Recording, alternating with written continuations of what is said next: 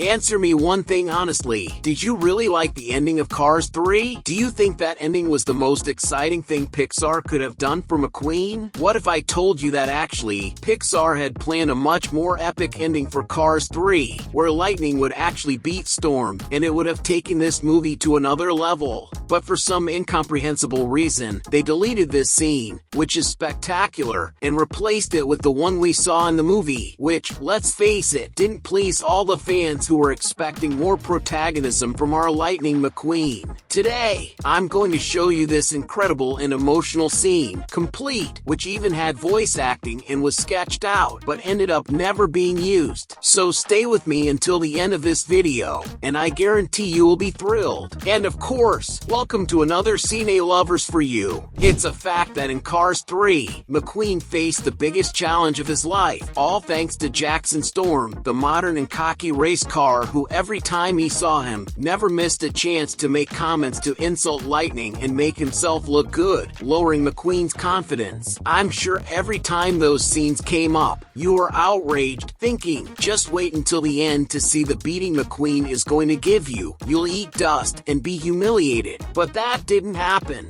The truth is that the ending, while it did have its emotional moment with Cruz, was a cold shower for everyone who was expecting an intense showdown between Storm and McQueen, a race that would be all or nothing, now or never. But now, I have wonderful news for you, who expected something more, who expected a bigger focus on McQueen, the competitive racer we've loved since the first movie. In a scene that was deleted from the film, the one who gets all the spotlight that Cruz had in the final race was actually McQueen. Check this out. In this scene called More Than New Paint, some things are different from what we saw in the movie. In this version, it's Sterling who decides that Cruz would race, in contrast to the scene we saw when he comes to talk to McQueen about that deal that if he lost the race, he'd sell products using his name and all that. Sterling approaches McQueen and tells him he doesn't even want him to put his wheels on the track. And this happens because he had been analyzing the speed of both Lightning and Cruz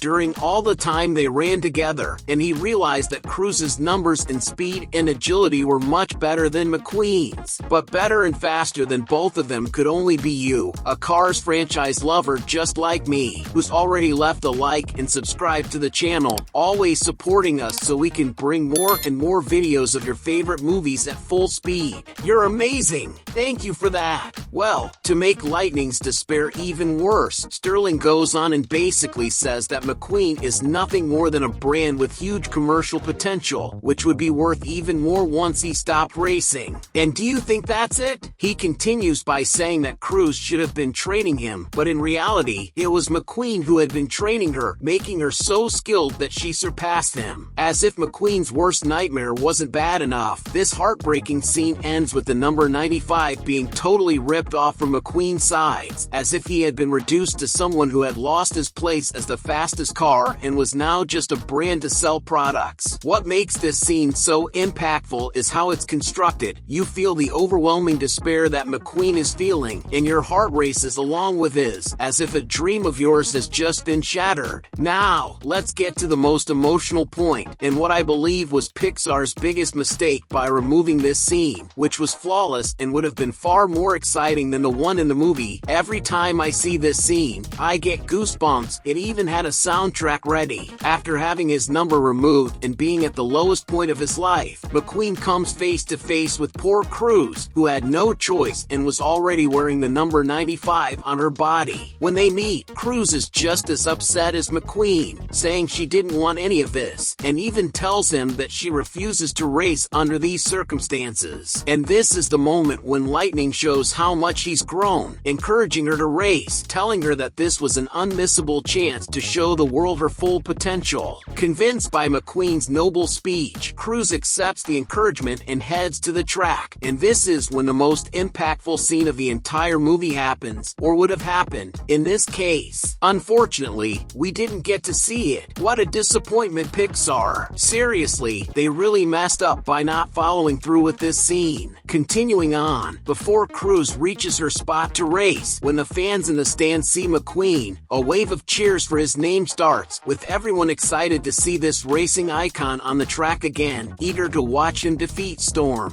During this moment, Tex, the owner of Dinoco, and Smokey, who trained Doc, appear, excited to offer McQueen a sponsorship, saying they've been waiting a long time for him to become available. And now that he's lost his number to Cruz, it would be the perfect moment. Not only do they offer McQueen the sponsorship, but they also invite him to race in the championship. Seriously, it would have been amazing to see all of this happen. And hold on, it's not over yet. The best part happens now. Coming out of his old number 95, McQueen now has a completely new paint job with his new number 51. That's right, you heard it. He got a design that paid tribute to Doc, one of the most beloved characters in the franchise, who was crucial in Lightning's growth as a person, or rather, as a car. And unlike the movie, which only showed a brief clip of McQueen with this look, the entire race scene would have featured him in this new version. As soon as the crowd sees McQueen with his new look, which went from red to a bluish-purple tone, resembling Doc's, the cheers start up again, and once again Storm tries to discourage McQueen, even insulting Doc, saying Lightning raced poorly like him and now literally looks like him. McQueen doesn't give it much importance and shoots back a short response, showing that he's completely unfazed by what Storm just said, as if he were a nobody. And now, finally, the scene that would have been so much better and so much more satisfying than what we saw in the movie happens. McQueen enters the track and engages in a fierce race directly against Storm. And the result of this battle? Storm is overtaken and ends up eating dust, while McQueen emerges as the champion, showing off his new look, new sponsorship, and a new future full of possibilities for him. Be honest, after seeing how amazing this whole emotional sequence of what was originally meant to be the ending of Cars 3 would have been, what do you think of the conclusion you saw in theaters? Do you think they should have given Cruz more of the spotlight? Or did McQueen deserve this ending with a major highlight? Leave your opinion here in the comments, and take the chance to binge watch more videos about the Cars franchise here on the channel. There's plenty of Cars content, each video better than the last. Check them out right now. Thank you so much for sticking around, and we'll see you in the next Cine Lovers.